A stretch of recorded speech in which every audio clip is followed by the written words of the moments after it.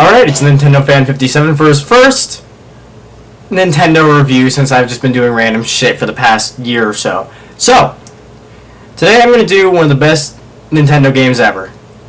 Legend of Zelda Ocarina of Time. Now this isn't going to be a review about, oh, how good the graphics are, how amazing the gameplay is, no. This is about the 10 most annoying, fucked up things there are in Legend of Zelda Ocarina of Time. So join me for this more than awkward and totally unnecessary journey into the demented phases of Ocarina of Time. The Ranchers. What the hell was up with these guys? Every time they move or talk, their mustaches turn and twitch. I played this last summer, I beat the game, and honestly, that was the thing that freaked me out the most. Well, you'll see what freaked me out truly the most later, that nearly made me want to go up and stab my TV. But yes, Ranchers deserve the number 10 position on the top 10 most fucked up things in Legend of Zelda Ocarina of Time. Alright, now is the Goron sword, which honestly does deserve number 9. Out of all the swords in the game, the big Goron sword is the biggest and the most powerful sword. But what bugs me the most is how easily it breaks.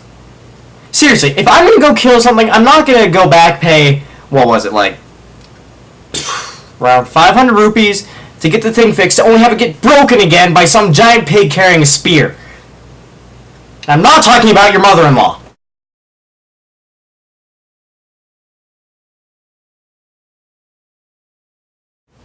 The Skull Childs. These things always come out at night, and they were the most annoying thing to face once you got over to Hyrule City, or whatever you want to call it. And they always popped out of the ground right as the gate closed. Now, this killed me several times as young Link with only, what was it, like 4 hearts? No special powers in my sword? Crappy shield? And as far as I'm concerned, if you go inside a building to escape them, shouldn't they follow you? That's just a basic rule of all zombie movies. If you hide in a building, somehow they're going to break down the door and get you. It's just a general rule that all undead zombies follow. Like Michael Jackson. And I just realized I'm wasting your lives because I'm only at number 7. So, now we're going to cover Epona. Now, this horse, great way to get around in Hyrule Field, but you can never get upstairs. Never once in your life, or gaming life, which sometimes people get confused, never once could you get this freaking horse up the stairs. Now, I tried and tried, and it doesn't work, but somehow, if you're in a field somewhere else, you can call her to you.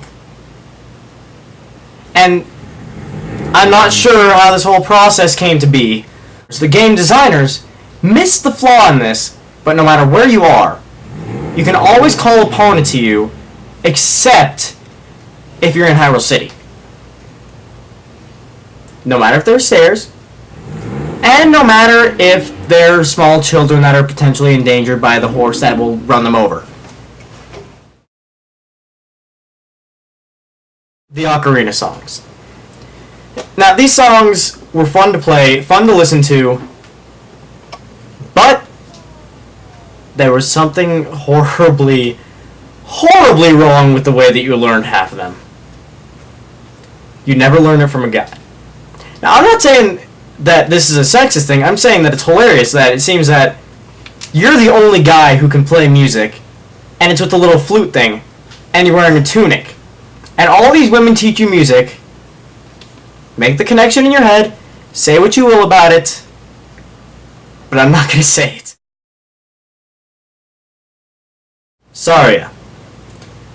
This girl obviously had some sort of connection with Link beforehand. Either best friend or some sort of lover as a child, but it's freaky. As you get older, she does not age. And yet you always feel that she's still attracted to you in this weird, sort of creepy way, even after 7 years have passed since somehow you got dressed in that time, which I'll cover later, but still, Saria, a little bit of a creeper. the Zora Princess. Now, first of all, the level that you have to get her in Jobby Jobby's belly itself is messed up, and I won't even mention that for, well, sane reasons. But this princess has the idea that it's a good idea for a half fish, a half human, half whatever she is, to marry a young boy in a short skirt who later grows up to be a grown man wearing a short skirt.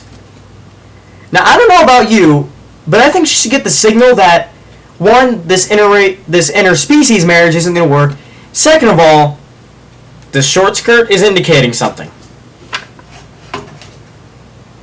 What? Now, this is something I know some of you might have been waiting for. How did Link get all those new clothes in 7 years of being knocked out in a temple by a magical sword? Did Navi go and dress him? And where did he get the piercing? Come on. After 7 years of being knocked out, you figured there'd be some more funny stuff done to him. Like tattoos on his back or something, but no. They got him tights, some new boots, a new tunic, a gauntlets, 2 gauntlets, a piercing, and a new hat. Why in the world would someone take the time during those 7 years to get him a completely new wardrobe just so he could be the hero of time? Don't ask me. The Redeads. These things, honestly, were some of the most formidable enemies you would fight in Zelda because, one, they froze you, and the second reason is the reason that they deserve the number 2 spot. They come up, and I swear to God, they're raping you. They jump on your body, they grab you, and and they kill you doing this. Now, if any of you have read VG Cats, you've seen the strip where the guy gets killed by a bunch of raping Redeads and then gets brought back by a fairy. That happened to me too. Not that getting raped by a zombie is bad enough, but the fact that you have to go through that horrifying ordeal again? Frankly, Zelda game designers, I cannot talk, that is too far.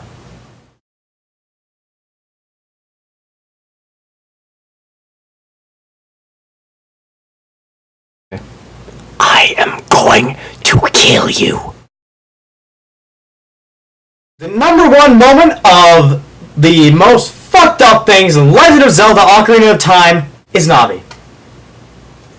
Now, all you Zelda fans and all you Zelda gamers know that Navi is the thing that drove all of us insane while trying to kill the boss. Hey, look, listen, watch out, there's its weak spot, shut up! It's a little fairy thing, shouldn't you just be able to take your Master Sword and... It's gone! But no, you couldn't do it because it was a child-friendly game. My ass. You're stuck in a whale's belly doing God knows what to its insides, and you're being dressed up in a short skirt as a young child, and now you have a fairy that only knows about 4 phrases that follows you, unstoppably annoying you. I was just grateful when the game was over that I could say, I am done with Navi! And now you can happily say, I am done with this video. And you can stop doing that in the background, Megan. Well, thank you for joining the first ever Nintendo game review of Nintendo Fan 57. Finally living true to my name. Yeah! Join me for more.